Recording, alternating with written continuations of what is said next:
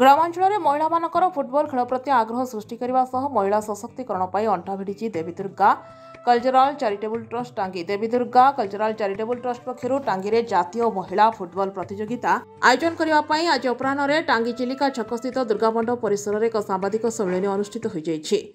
ଦେବୀ Durga charitable ଟ୍ରଷ୍ଟର trustee Pradeep Kumar Mohapatra, tournament committee ସଭାପତି ତପନ କୁମାର ମହାନ୍ତି, ସମ୍ପାଦକ ନିରଞ୍ଜନ ନାୟକ ଉପସ୍ଥିତ ରହି ମହିଳା ଟୁର୍ଣ୍ଣାମେଣ୍ଟ ଆୟୋଜନ ସମ୍ପର୍କରେ ବିସ୍ତୃତ ତଥ୍ୟ ପ୍ରଦାନ କରିଥିଲେ। ଏହି ଟୁର୍ଣ୍ଣାମେଣ୍ଟ ଡିସେମ୍ବର 11 ତାରିଖଠାରୁ ଡିସେମ୍ବର 17 ତାରିଖ ପର୍ଯ୍ୟନ୍ତ ଟାଙ୍ଗୀ ଚିଲିକା ଷ୍ଟାଡିୟମରେ ଅନୁଷ୍ଠିତ ହେବ। ଏଥିରେ ରାୟପୁର 11, ଓମେନ୍ସ ଏଫ୍ସି ଆନ୍ଧ୍ରପ୍ରଦେଶ, ବିହାର 11, କଟକ, ରାଞ୍ଚି, ଭୁବନେଶ୍ୱର ଏବଂ କୋଲକାତା ମୋଟ 8ଟି ମହିଳା ଦଳ ଭାଗ ନେଇ ପରସ୍ପର ସହିତ ପ୍ରତିଦ୍ୱନ୍ଦିତା କରିବେ। ଏହାସହ ଦର୍ଶକଙ୍କ ଭିଡ଼କୁ ଲକ୍ଷ୍ୟ ରଖି ସମସ୍ତ ପ୍ରକାର ବନ୍ଦୋବସ୍ତ କରାଯାଇଥିବା ସୂଚନା ଦେଇଛନ୍ତି ଆୟୋଜକ କମିଟିର ସଭାପତି ତପନ ମହାନ୍ତି। ମୁଁ ବର୍ତ୍ତମାନ ହେଉଛି ଆମର ଦେବୀ ଦୁର୍ଗା ଚାରିଟେବୁଲ ଟ୍ରଷ୍ଟର ମୁଁ ହେଉଛି ସଭାପତି। ବର୍ତ୍ତମାନ ଟାଙ୍ଗୀ ଭଳି ରୁରାଲ ଜାଗାରେ କରିବାର ଅଭିପ୍ରାୟ ଏହିକି ଯେ ବିଗତ ମୁଁ ଛୋଟ ଦିନୁ ପିଲାଦିନୁ ଦେଖି ଆସୁଛି ଟାଙ୍ଗୀରେ ଫୁଟବଲ ଗୋଟେ ପରିଚୟ, ସବୁବେଳେ ଫୁଟବଲ ଚାଲୁଥିଲା।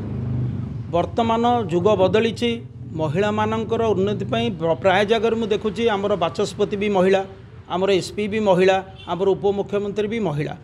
ସେଥିପାଇଁ ଆମେମାନେ ବସିକି ଗୋଟେ ଟିମ୍ ଚିନ୍ତା କଲୁ, ଟାଙ୍ଗୀ ଭଳିଆ ରୁରାଲ ହେଲେ ବି ଆମେ ଗୋଟେ ସର୍ବଭାରତୀୟ ମହିଳା କପ୍ ଫୁଟବଲ ଟୁର୍ଣ୍ଣାମେଣ୍ଟ କରିବାକୁ ସ୍ଥିର କଲୁ। କାହିଁକି ବିଗତ ଗଲା ବର୍ଷରେ ଆମେ ଗୋଟେ ଅଲ୍ ଓଡ଼ିଶାର ମହିଳା କପ୍ ଟୁର୍ଣ୍ଣାମେଣ୍ଟ କରିଥିଲୁ, ଯେଉଁଟାକି ଛୋଟ ଧରଣର ଥିଲା ଏବଂ ସେଇଟା ସକ୍ସେସ୍ ହେଇଥିଲା। ଯାହାଫଳରେ ମୁଁ ଉତ୍ସାହିତ ହୋଇକରି ମୋ କିଛି ବନ୍ଧୁମାନଙ୍କୁ ଧରିକି ମୁଁ ଫାଇନାଲ୍ କଲି ଆମେ ଗୋଟେ ସର୍ବଭାରତୀୟ ମହିଳା କପ୍ ଟୁର୍ଣ୍ଣାମେଣ୍ଟ କରିବା। ଏଥିରେ ସମ୍ପୂର୍ଣ୍ଣ ଭାବରେ 8ଟା ଟିମ୍ ଯୋଗ ଦେଉଛନ୍ତି, 4ଟା ଓଡ଼ିଶା ଟିମ୍, 4ଟା ବାହାର ଟିମ୍। ବାହାର ଟିମ୍ ଭିତରେ ଆମର ଡିସେମ୍ବର 11 ତାରିଖରୁ 17 ତାରିଖ ଭିତରେ ଚାଲିବ। ଆମର ଚିଲିକା ଷ୍ଟାଡିୟମ ଟାଙ୍ଗୀରେ ଷ୍ଟାର୍ଟ ହେବାକୁ ଯାଉଛି। ଏଥିରେ 4ଟା ବାହାର ଟିମ୍, 4ଟା ଓଡ଼ିଶା ଟିମ୍ ଯୋଗ ଦେଉଛନ୍ତି। ପ୍ରଦୀପ କୁମାର ମହାପାତ୍ର, ମୁଁ ଆମର ଫାଉଣ୍ଡର ମେମ୍ବର ଏ ଚାରିଟେବୁଲ ଟ୍ରଷ୍ଟର। ଏ ଟୁର୍ଣ୍ଣାମେଣ୍ଟର ମୁଖ୍ୟ ଉଦ୍ଦେଶ୍ୟ ଯେ ନାରୀ ସଶକ୍ତିକରଣ ଉପରେ ଯେମିତି ସରକାର ଆଗଭର ହେଉଛନ୍ତି, ଆମ ଅଞ୍ଚଳରୁ ନାରୀ ପ୍ରତିଭାମାନଙ୍କୁ ଏହି ପ୍ରତିଯୋଗିତା ମାଧ୍ୟମରେ ନାରୀ ପ୍ରତିଭା ଚୟନ କରିବା ଆମର ମୂଳ ଲକ୍ଷ୍ୟ। ଏଠି ବି ବହୁତ ଆମର ଝିଅମାନେ ବି ପୋଲିସରେ ଚାକିରି କରିଛନ୍ତି ନିଜର ଆଥଲେଟିକ୍ କାର୍ଯ୍ୟକଳା ଦେଖେଇକି।